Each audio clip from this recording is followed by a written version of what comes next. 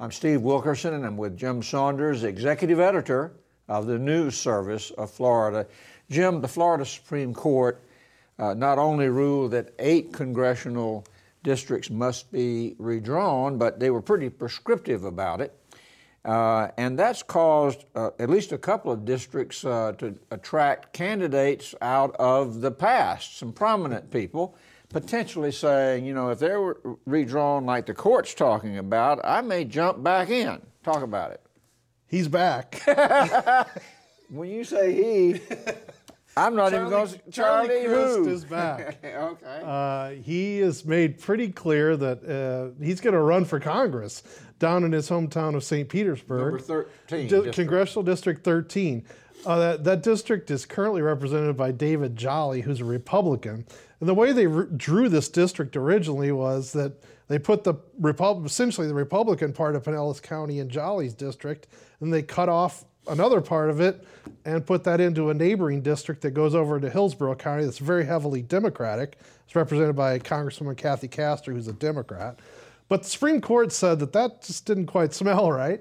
So basically the Supreme Court, as you said, seriously, they have been very prescriptive about that district, and essentially saying that District 13, the Pinellas County district, should encompass a whole lot more of Pinellas County, including very Democratic voting areas, including areas with large black populations. So Crist is saying if my condo is drawn into that new district, which is likely to elect a Democrat, that he's going to run. There are a couple other folks who've announced or looked at that race as well. David Jolly has already announced that he's leaving that district to go run for the U.S. Senate. So it's going to be an open seat, and it's going to be more Democratic friendly than it has been in the past. If you remember, a year and a half ago, David Jolly beat Alex Sink, the former Democratic chief financial officer of the state, in a special election in that district, very close race.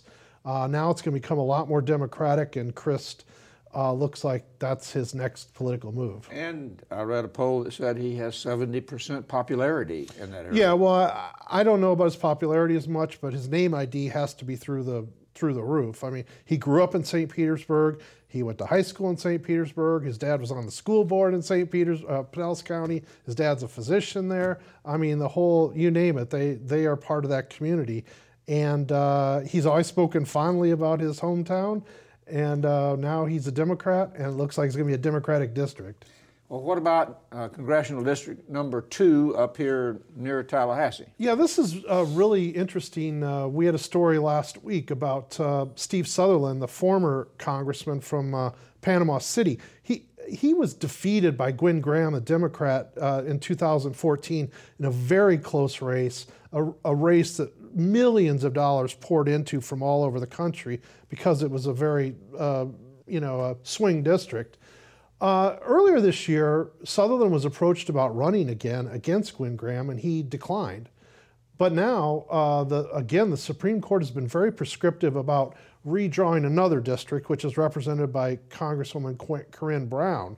And that district would come across from Jacksonville all the way over to the Tallahassee area. And it would take a lot of Democratic voters out of Gwen Graham's district, effectively making Congressional District 2 a better place more friendly to Republican candidates. That has Steve Sutherland thinking about running again. He told us he's considering it. The district would probably shift, not only be more conservative, but the Panama City end of that district, which is his home base, would probably become even more important, which would give him a little bit more power in that race. So he hasn't, as we sit here today, at least, he hasn't made a final decision, but he's at least looking at it. There's another Republican who has announced in that race. Her name's Mary Thomas. She's a general counsel for the Florida Department of Elder Affairs. She says she's in, regardless of what happens with redistricting and Sutherland. But he'd be a force to be contended with if he gets in that race.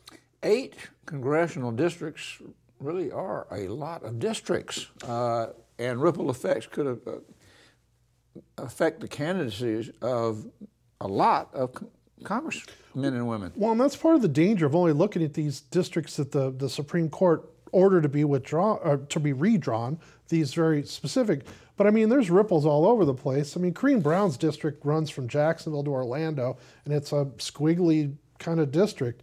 It touches on all kinds of districts. So if they take her district and make it run it from Jacksonville to Tallahassee as opposed to Jacksonville to Orlando, it's going to have a lot of ripple effects in these different districts. Some may be marginal effects, but some could be, as we see in the Graham district, could be very significant as well.